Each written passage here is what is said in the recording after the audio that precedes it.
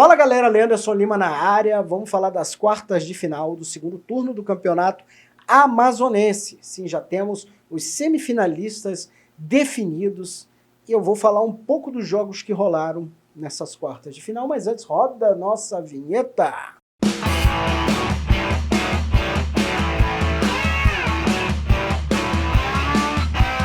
E para você que está chegando aqui na casa agora, não esquece, faz a inscrição, meu filho. O botãozinho aí, bonitinho, se inscrever, clica nessa coisinha aí e vem embarcar na nossa nave. O joinha também é de lei. Se você não gostar, dá um dislike, não tem problema, mas tenho certeza que você vai dar um like maneiro pra gente. Comenta esse vídeo aqui que eu quero saber a opinião de vocês sobre esses jogos. E é claro, compartilha, manda pra geral, manda pros amigos, manda pros inimigos, manda pro raio que o parta. Mas compartilha, passa essa bola pra frente. Vamos falar dos jogos, cara. Aqui vamos começar pelo um confronto que para muitos pode ter sido surpreendente, né? E esse confronto, ele traz uma boa e uma má notícia, né? A boa notícia para a torcida do Parintins e para as demais torcidas ainda vivas no Campeonato Amazonense, não corremos o risco de encerrar o campeonato com uma vitória dupla, né? Por exemplo, o Amazonas, que foi eliminado para o Parintins, se ainda estivesse vivo na competição, poderia vencer o segundo turno e assim acabar o campeonato muito mais cedo. Isso não vai acontecer porque o Torão foi lá e enfiou 3-1 de virada no Amazonas Futebol Clube. Para a tristeza, evidentemente, da torcida da Onça Pintada e também, creio que nesse momento, liga sim uma luz de alerta na Onça Pintada. Eu já tinha falado no vídeo onde eu falo sobre a eliminação na Copa Verde, onde o Amazonas caiu para o Remo, eu já disse, acendeu ali uma luz amarela, porque o Remo é um time de Série C, aquela coisa toda e tal, porém agora a Onça caiu para um time que nem divisão tem. Sim, o Parintins não disputa Campeonato Brasileiro esse ano, da Série D.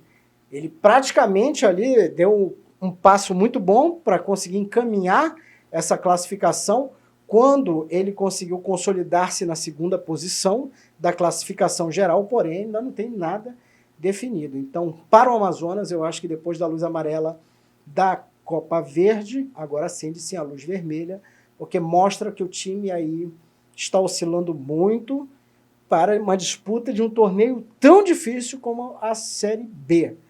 E como todo mundo está vendo aí também, que acompanha o Campeonato Paulista, por exemplo, um dos times que vão estar lá, o Santos, inclusive, está na final do Campeonato Paulista. Então, assim, é preciso, sim, o Amazonas se ligar na parada. Mas, por enquanto, quem não está nem aí para a vida do Amazonas FC da Onça Pintada é o Parintins e vamos ouvir o técnico Maurinho Fonseca aí, feliz da vida pela essa classificação. Feliz com o jogo. O Amazonas é o time a ser batido, tem grandes jogadores, tem um grande treinador, tenho falado isso. Mas futebol, cara, é isso. Acho que o maior mérito desses atletas é, depois de toda a confusão que ocorreu naquela terça-feira, levantou o astral de novo, tinha dado uma murchada, e eu falei, cara, vamos jogar, temos mais tempo. Essa parte extra-campo não é com a gente mais, a gente pode tentar mudar as coisas, a gente tenta mudar as coisas onde a gente tem acesso, onde não tem acesso, deixa para o TJD, deixa para a investigação, vamos jogar o jogo. Então, eu falei para ele, nós temos uma grande chance de jogar contra a melhor equipe do campeonato, de jogar contra a equipe que já foi campeã do primeiro turno e mostrar que futebol é dentro de campo. Então, assim, feliz demais, os moleques acreditaram que podia ganhar, desde essa semana eles acreditaram desde o início que dava para ganhar, nós sabíamos da dificuldade e, cara, mas feliz porque nós tomamos o gol, não nos abatemos, continuamos buscando a nossa estratégia e buscamos jogar e fomos coroados aí com 3 gols, muito feliz pela vitória, tem que dar parabéns para todo mundo aí. Com a palavra agora o Aleph, que marcou um dos gols da vitória. Quero glorificar e exaltar primeiro o nome do Senhor, porque sem Deus a gente não somos absolutamente nada. Eu sempre, quando saía de casa, eu dizia, minha filha, hoje papai vai trazer um prêmio para você, um troféuzinho, para ficar de lembrança. Infelizmente, das outras vezes não foi possível, mas hoje, graças a Deus, eu pude aí contribuir minha equipe com um gol e assistência e poder levar o troféu, né, para casa, para minha filha, para minha esposa, que sempre estiveram comigo. Tem uma palavra na Bíblia que diz, se creres, verás a glória de Deus. E outra que diz, no lugar da tua vergonha, eu te darei tua honra. Todos sabem que no jogo contra o Princesa aqui, eu fiz o pênalti que culminou na nossa derrota. mas eu pude ter a cabeça no lugar, continuei trabalhando e hoje eu fui abençoado com esse troféu e eu quero dedicar para minha esposa, minha filha e toda a minha família que está lá na Paraíba. Galera, se tem uma equipe que eu acho que merece estar na semifinal, essa equipe é o Parintins.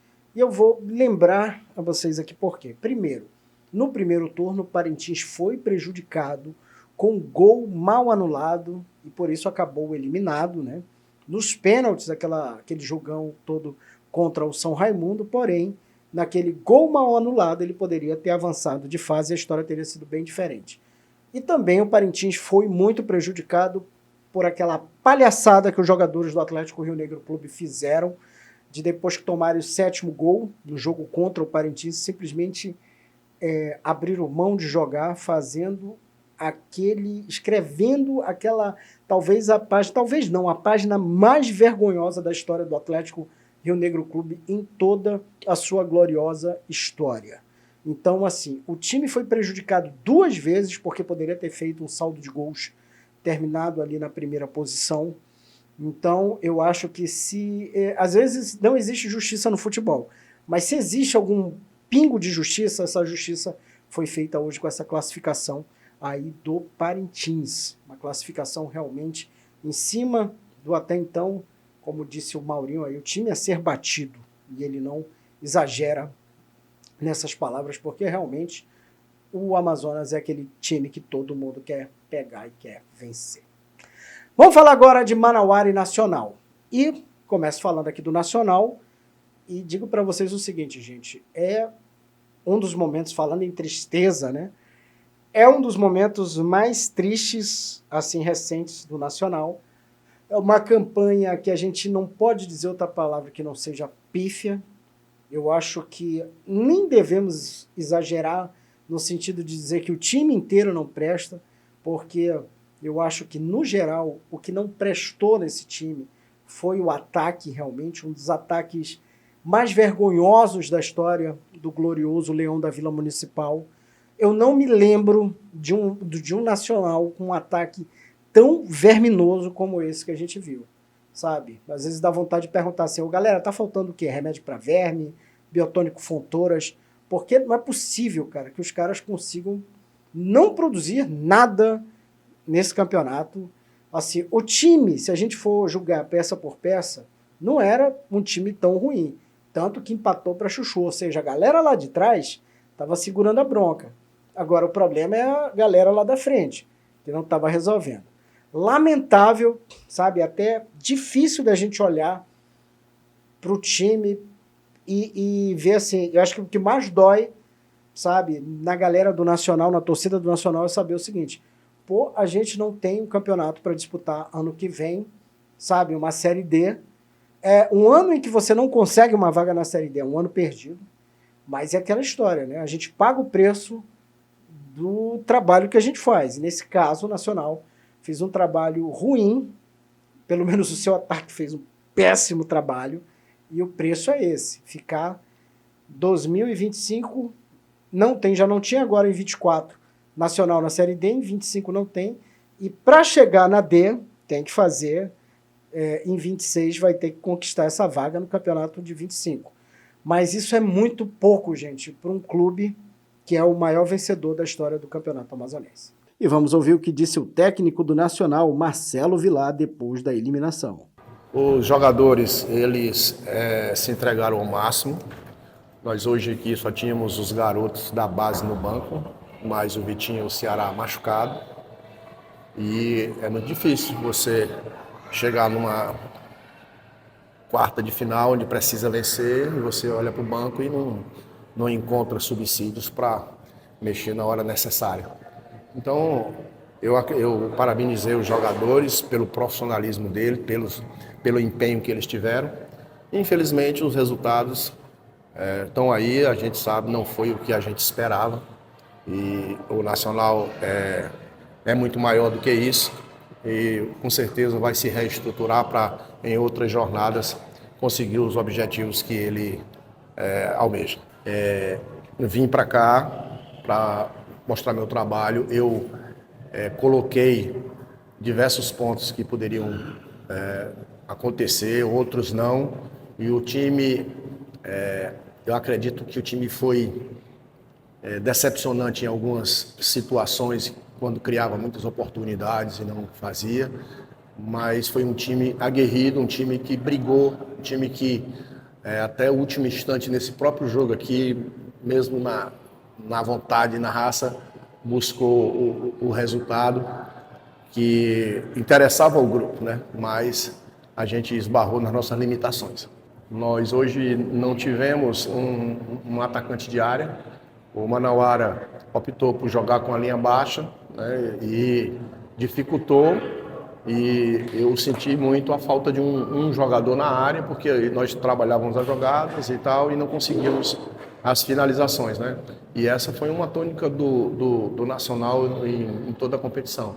Eu acho que foi um conjunto de fatores, não foi só a atuação do Nacional, mas também mérito da equipe do Manauara. Bom, tirando a parte triste, quem não tem nada a ver com isso é o Manauara, que foi lá e com um golzinho, gente, e aqui vou botar esse gol para rodar aqui, um detalhe muito curioso. Haviam 6 jogadores do Nacional dentro da grande área na hora que o China deu esse chute pro gol. Então, assim, é aquela história. Se de um lado o ataque não consegue ser eficiente, nesse o Manauara fez o mínimo do mínimo e conseguiu avançar de fase. E vamos ouvir o que disse o técnico do Robozão, Alan George. Nós sabíamos do poderio que era a equipe do Nacional. Nós tomamos todos os cuidados, principalmente nos pontos fortes. Sofremos muito no primeiro tempo, uma situação tática que nós tínhamos feito no primeiro tempo. No intervalo do jogo nós procuramos corrigir, fizemos outra situação, tanto na estratégica quanto o modelo tático que nós voltamos para o segundo tempo. E graças a Deus algumas coisas que nós tínhamos preparado, principalmente com os jogadores de extremo, nós concluímos em gol e buscamos um resultado positivo. E agora vamos falar de Princesa e Unidos do Alvorada. E cara, assim, vou dizer uma coisa pra vocês. Quem acompanha o meu canal sabe que eu gosto muito do trabalho do Lana, tenho um respeito enorme pela carreira dele e pelos feitos dele no nosso futebol. E o cara vem com essa agora de novo, porque simplesmente o que ele fez? Ele pegou, só para recapitular aqui, para quem perdeu o fio da meada, mas ele começa a temporada como técnico do Manaus, é eliminado nas quartas de final contra o Nacional, foi mandado embora, e aí o que ele faz, né? Para não ficar em casa, para não ficar sem fazer nada, vai lá treinar o Unidos do Alvorada. Unidos do Alvorada, quando o Lana chega lá, pessoal, já era um clube tecnicamente rebaixado. Mas o que o Lana consegue fazer, cara? Ele simplesmente consegue classificar o time para o mata-mata, vai para essas quartas de final e enfrenta o Princesa dos Solimões.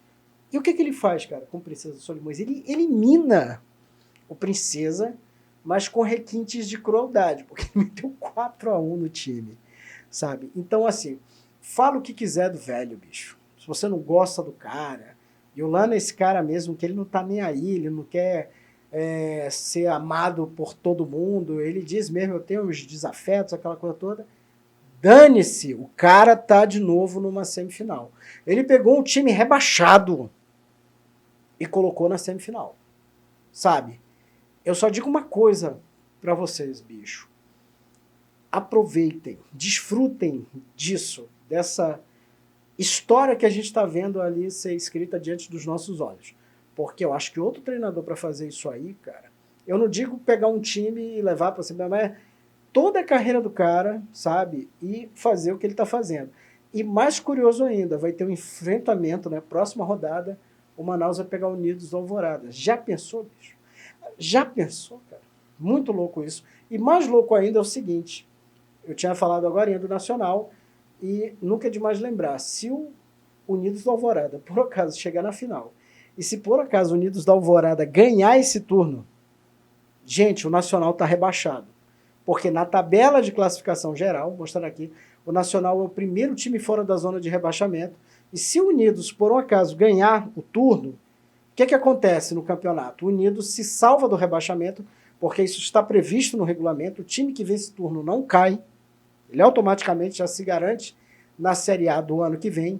Então, existe aí essa possibilidade. Claro que bem difícil para o Unidos vencer o turno, porém, para quem enfiou 4-1 do Princesa, né, Ele já mandou ali o recado dele. E eu perguntei aqui do técnico Aderbal Domingos Lana como foi essa classificação histórica e também já a expectativa para o próximo adversário, vai ser o Manaus.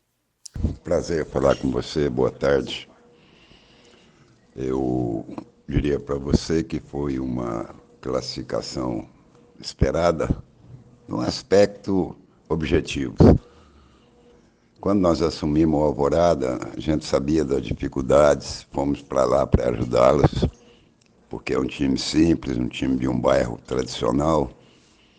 A gente procurou de todas as formas, porque é um time humilde, um time praticamente sem nenhuma estrutura, mas com jogadores jovens, jogadores que eu estou acostumado a trabalhar, como trabalhei no São Raimundo, no Princesa, a maioria dos jogadores regionais, né? Isso foi muito importante para a minha decisão de ir para lá.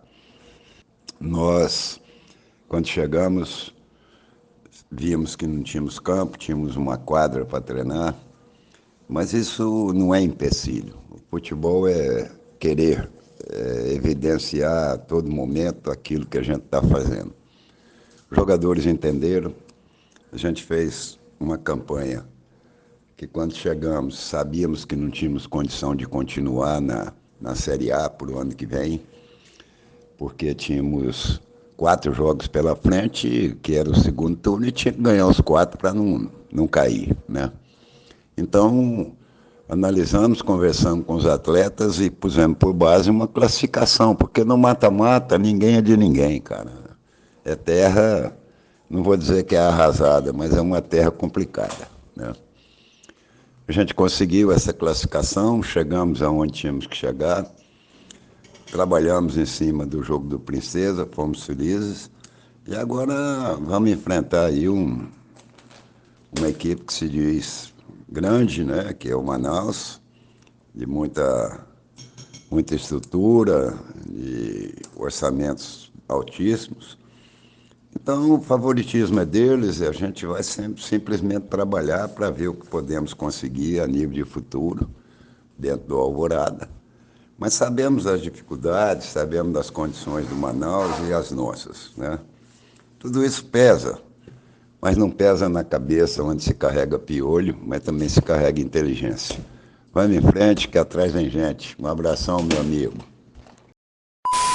E o Princesa dos Solimões anunciou nesta segunda-feira a demissão do técnico João Carlos Cavalo. Fim da linha para o Cavalo, uma demissão esperada. Vamos falar agora de Manaus e São Raimundo, gente. O São Raimundo dá adeus à competição depois de sofrer 5 gols. O Manaus foi muito superior nessa partida, não tenho o que dizer.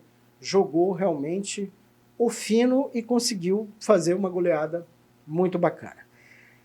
É o fim do mundo para o São Raimundo? Não, gente, porque se a gente for olhar o São Raimundo fez nesse campeonato, conseguiu fazer muito com pouco. Conseguiu chegar numa final de turno, sabe? Foi eliminado nas quartas de final do segundo turno, evidentemente, num placar dilatado, mas eu acho que tem um cara que a gente tem que dar os parabéns aqui, porque conseguiu levar esse touro à unha, conseguiu fazer mais uma campanha muito bacana, e que ele estava bem emocionado aqui no fim do jogo, Sérgio Duarte. A gente esperava, né, que fosse um desfecho melhor. É evidente que ninguém imaginava um placar tão pesado. Reconhecemos todo o poderio do nosso adversário, né? A gente chegou muito exprimido nessa fase do campeonato, mas o que emociona a gente, o que faz a gente pensar em prosseguir, em trabalhar, em continuar na labuta, são pessoas como essa, entendeu? O reconhecimento do teu trabalho, o reconhecimento do que essa garotada fez nesse campeonato. Nós sabíamos das nossas responsabilidades, sabíamos dos nossos limites, o objetivo principal foi alcançado. A gente sonhou um pouquinho mais, mas acredito que está de bom tamanho e agora é recarregar baterias e pensar no amanhã, para que o São Raimundo venha numa Série A do ano que vem bem mais estruturado, muito mais forte e principalmente com uma maravilha como essa torcida aí. O Sérgio merece realmente nossos parabéns, porque quando a gente for resgatar a história desse campeonato, Nunca é demais lembrar que o São Raimundo ele entra na competição como um dos candidatos aí ao rebaixamento e simplesmente consegue chegar numa final de turno, não caiu, né, fez um campeonato digno, termina ali na 6ª posição e aquela coisa, como ele falou, esperar que o clube possa se reestruturar para vir melhor na Série A de 2025, para fazer valer todo esse amor que a sua torcida tem.